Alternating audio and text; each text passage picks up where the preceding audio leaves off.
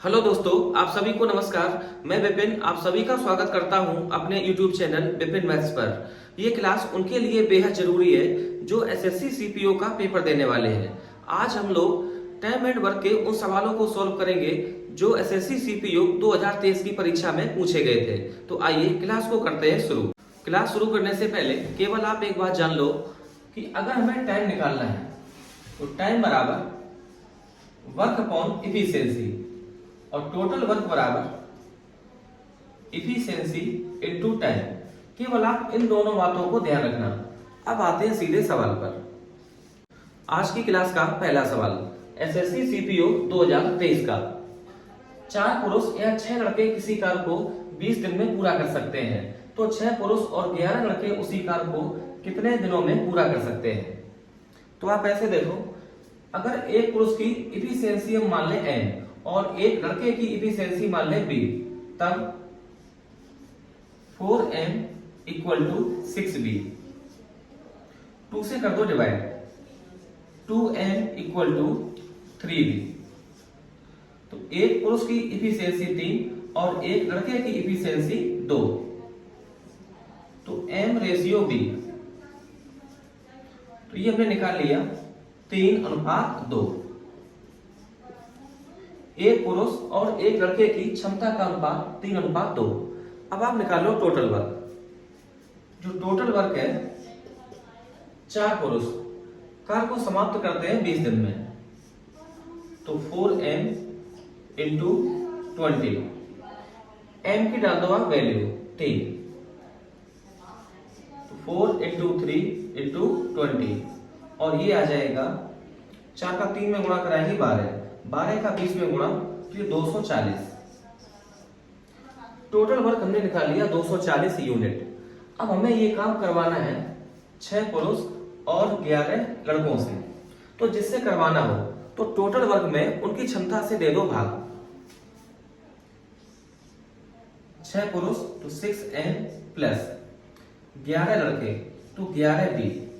उसी कार्य को कर पाएंगे तो टोटल वर्क 240।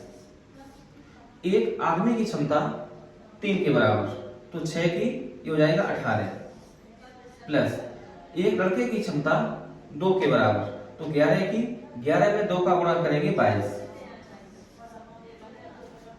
तो 240 बटे 22 प्लस 18 तो ये हो जाएगा 40। तो 0 से 0 कैंसिल, 4 24 को डिवाइड कर देगा 6 बार, तो काम समाप्त हो जाएगा 6 दिन में। तो ऑप्शन नंबर डी ये ठीक है। इस सवाल को देखना बहुत ध्यान से। टाइम एंड वर्क का बहुत फेमस सवाल है। रमेश 4/5 समय में पारुल से आधा काम करता है। यदि रमेश और पारुल मिलकर कार्य को पूरा करने में 24 दिन लेते हैं, तो पारुल इसे पूरा करने में कितना समय लेगी। 4/5 समय में पारुल से आधा काम। पारुल जो काम 5 दिन में करती है, रमेश 4 दिन में करता है उससे आधा काम। तो ऐसे लिखेंगे, रमेश और पारुल। यहां लिखो आप टाइम और यहां लिखेंगे वर्क। पारुल द्वारा 5 दिन में किया गया कार्य और रमेश द्वारा 4 दिन में किया गया कार्य, ये इसका आधा काम करता है। तो आप ऐसे मान लो कि पारुल 5 दिन में काम करती होगी 2 यूनिट, तो रमेश 4 दिन में करेगा 2 का आधा 1 यूनिट। अब आप ध्यान रखना कि अगर टाइम बराबर है तो जो वर्क का रेशियो है वही इफिशियंसी का रेशियो होगा। तो रमेश का टाइम यहाँ पे 4 दिन और पारुल का टाइम 5 दिन, इसको करो बराबर। तो यहाँ गुणा कर दो 5 से, तो यहाँ गुणा 5, यहाँ इंटू करना पड़ेगा 4 से, तो यहाँ इंटू 4 से। तो बराबर समय में रमेश काम करेगा 5 यूनिट और पारुल काम करेगी 8 यूनिट, और यही इसकी इफिशियंसी का रेशियो हो जाएगा 5:8। अब सवाल में बोला है कि रमेश और पारुल मिलकर कार्य को पूरा करने में 24 दिन लगाते हैं। तो आप यहां से निकाल लो टोटल वर्क।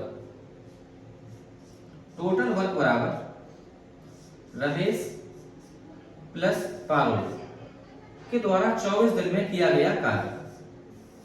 अब रमेश प्लस पारुल, यहाँ डालो आप इफिशियंसी। रमेश की इफिशियंसी 5 और पारुल की इफिशियंसी 8, 8 5 13, 13 गुणा 24, ये आ गया टोटल वर्क। अब हमें ये काम करवाना है पारुल से। पारुल अकेले इसे कितने दिन में पूरा करेगी? तो टोटल वर्क में पारुल की क्षमता से कर दो भाग। तो पारुल की क्षमता है 8 के बराबर, तो डिवाइड करेंगे 8 से। तो 8 24 को डिवाइड करेगा 3 बार, 13 का 3 में गुणा 39 दिन। तो पारुल इसे अकेले 39 दिन में काम को खत्म कर देगी। तो ऑप्शन नंबर डी ये सही है। देखने में ये सवाल बहुत भारी भरकम लेकिन बहुत ही आसान सवाल। ए और बी 36,000 रुपए में एक प्रोजेक्ट को पूरा करने की जिम्मेदारी लेते हैं। ए अकेला उस कार्य को 25 दिनों में कर सकता है। उन्होंने 5 दिन तक एक साथ काम किया। अगले 5 दिनों तक बी ने अकेले कार्य किया। उसके बाद ए ने बी को हटाकर स्वयं शेष कार्य को 5 दिनों में पूरा किया। आय में ए का हिस्सा कितना है? तो आप एक बात जान लो कि जो मजदूरी बढ़ती है या तो वो इफिशियंसी के रेशियो में या कार्य के रेशियो में, जो जितना काम करेगा उतना पैसा मिलेगा।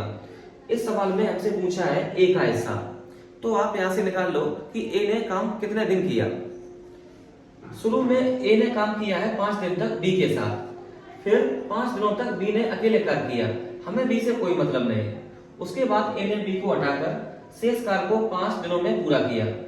तो शुरू में ए ने किया 5 दिन और लास्ट में ए ने किया है 5 दिन। तो ए ने कुल कार्य किया है 10 दिन।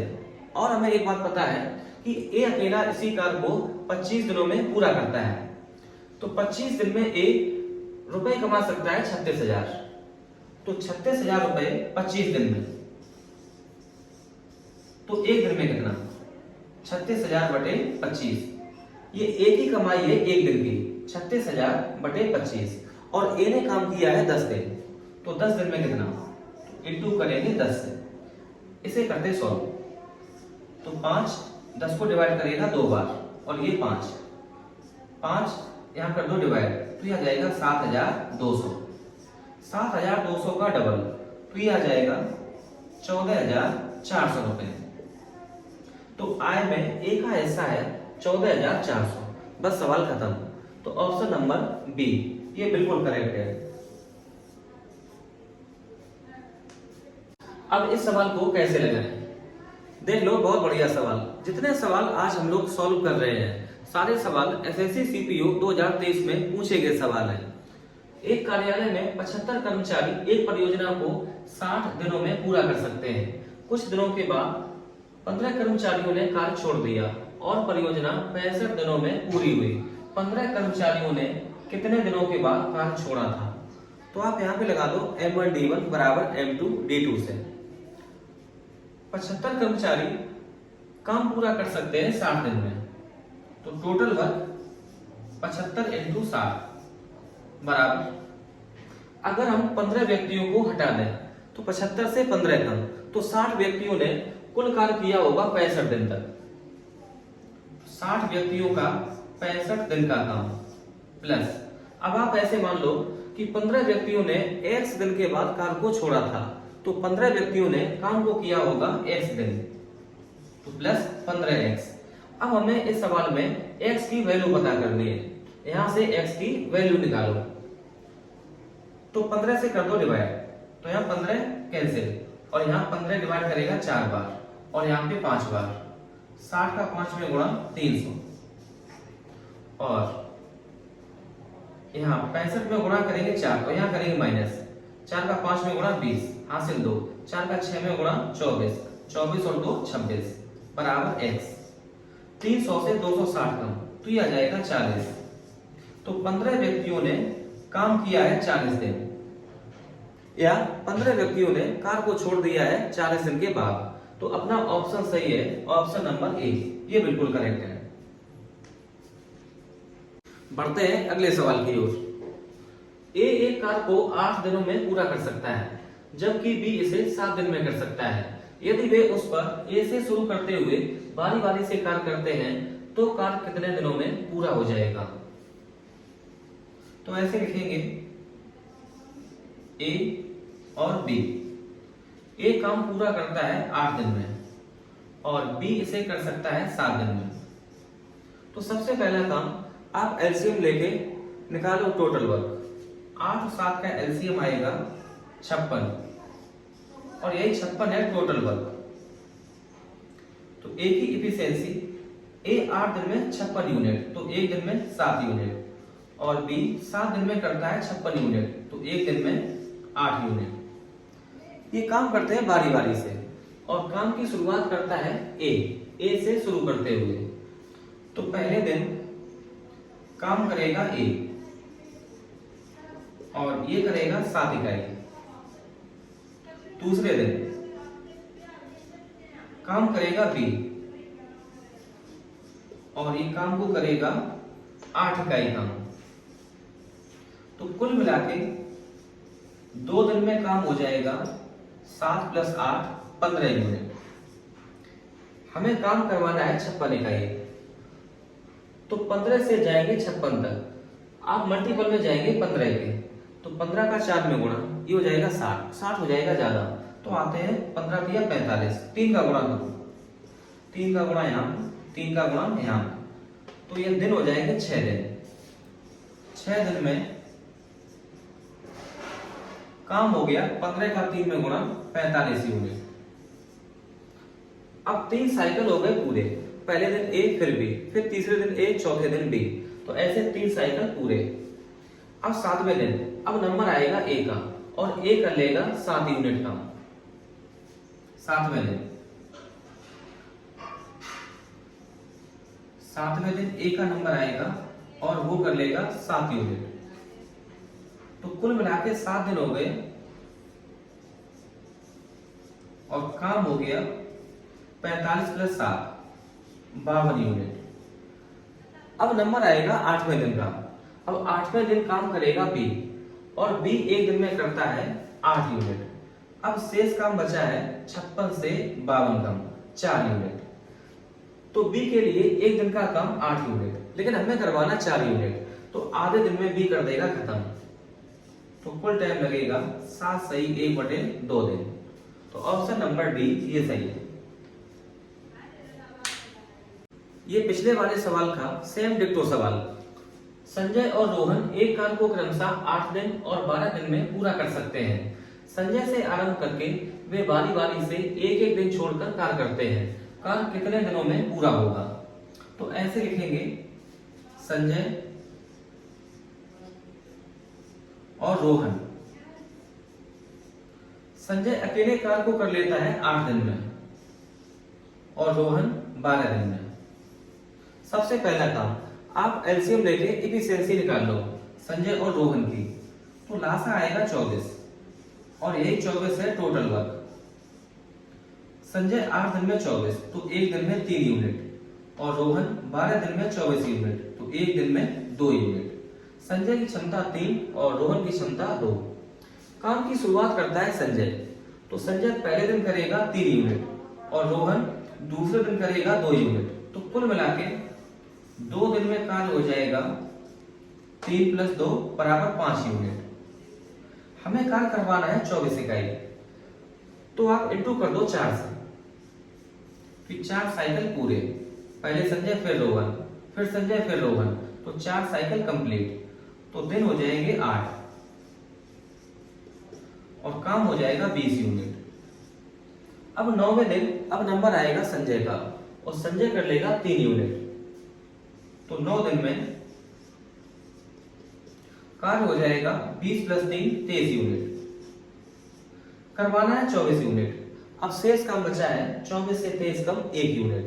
अब नंबर आएगा रोहन का। रोहन एक दिन में करता है 2 यूनिट और रोहन को करना है केवल 1 यूनिट, तो रोहन को टाइम लगेगा 1/2 दिन। तो पूरा कार्य होने में 9 दिन + 1/2 दिन, तो 9 सही 1/2 दिन। तो 9 सही 1/2 दिन में कार्य हो जाएगा समाप्त। तो ऑप्शन नंबर डी ये सही है। तो आते हैं अगले सवाल पे। एक छात्रावास के मेस में एक सप्ताह के लिए 217 अंडों की आवश्यकता होती है। जुलाई, अगस्त और सितंबर के महीनों के लिए मेष में कुल कितने अंडों की आवश्यकता होगी? तो एक सप्ताह में अंडों की जरूरत होती है 217। तो एक दिन में कितना? 217/7। तो एक दिन में जरूरत पड़ेगी 31 अंडों की। अब आप ये देखो कि जुलाई प्लस अगस्त और सितंबर में टोटल दिन कितने हैं? तो जुलाई में 31, अगस्त में 31 और सितंबर में 30। तो जोड़ेंगे 1 + 1 2 और ये आ जाएगा 9। तो कुल दिन है 92 और एक दिन में अंडों की जरूरत है 31। तो 92 दिन में कितने अंडे? तो 31 इंटू करेंगे 92 से। तो आप यूनिट डिजिट से गुणा करा दें आप 2 और 1 में, तो यूनिट डिजिट आएगा 2। तो ऐसा ऑप्शन केवल ऑप्शन नंबर सी ये सही है, 2852 ये ठीक है। आते हैं अगले सवाल पे। पी, क्यू और आर जब अलग अलग कार्य करते हैं तो किसी कार्य को क्रमशः 36 दिन, 48 दिन और 144 दिनों में पूरा कर सकते हैं। पी, क्यू और आर एक साथ मिलकर कार्य करना शुरू करते हैं। पी कार्य पूरा होने से 12 दिन पहले और क्यू 8 दिन पहले कार्य छोड़ देता है। कार्य कितने दिनों में समाप्त होगा? तो सबसे पहला काम, आप टोटल वर्क निकाल के तीनों की इफिशियंसी निकाल लो। पी अकेले कार्य करता है 36 दिन में और क्यू ये पूरा करेगा 48 दिन में और आर ये पूरा करता है 144 दिन में। तो सबसे पहला काम 36, 48, 144 का एलसीएम, तो ये आ जाएगा 144। तो पी की क्षमता यहां से 4, क्यू की क्षमता यहां से 3 और आर की इफिशियंसी यहां से 1। टोटल वर्क है 144 यूनिट। अब आप ध्यान रखना कि जो शख्स कार्य समाप्त होने से जितने दिन पहले कार्य को छोड़ेगा उसका उतना दिन का काम करेंगे ऐड। पी कार्य पूरा होने से 12 दिन पहले और क्यू 8 दिन पहले कार्य को छोड़ता है, आर करेगा लगातार। तो यहाँ टोटल वर्क है 144। पी ने छोड़ा है 12 दिन का काम और पी एक दिन में करता है 4 इकाई, तो 12 दिन का काम 48 इकाई। तो यहाँ जोड़ेंगे 48 को। और क्यू जाता है कार्य समाप्त होने से 8 दिन पहले। क्यू का एक दिन का काम ये 3 इकाई, तो 8 दिन का काम 24 इकाई। तो यहाँ ऐड करेंगे 24 को। तो 8 4 12, 12 4 16, हासिल 1, 4 4 8 2 10 और 1 11 और 1 और 1 2। तो अब यहाँ पे जो वर्क हो गया वो 216 यूनिट। अब ना ए जा रहा, सॉरी ना पी जा रहा, ना क्यू जा रहा, ना आर जा रहा, अब तीनों शामिल है। तो कार्य समाप्त होने में जो टाइम लगेगा तो 216 बटे तीनों की क्षमता से दे दो भाग, 4 + 3 7 और 1 8, 8 से डिवाइड करेंगे तो ये आ जाएगा, ये काटेगा 2 बार, 16 बचेगा 5 56, 8 7 56। तो कुल कार्य समाप्त हो जाएगा 27 दिन में। तो ऑप्शन सी ये सही है। तो आज की क्लास में बस इतना ही। अगर क्लास पसंद आई हो तो प्लीज लाइक करें, शेयर करें। देखने के लिए आपका दिल से धन्यवाद।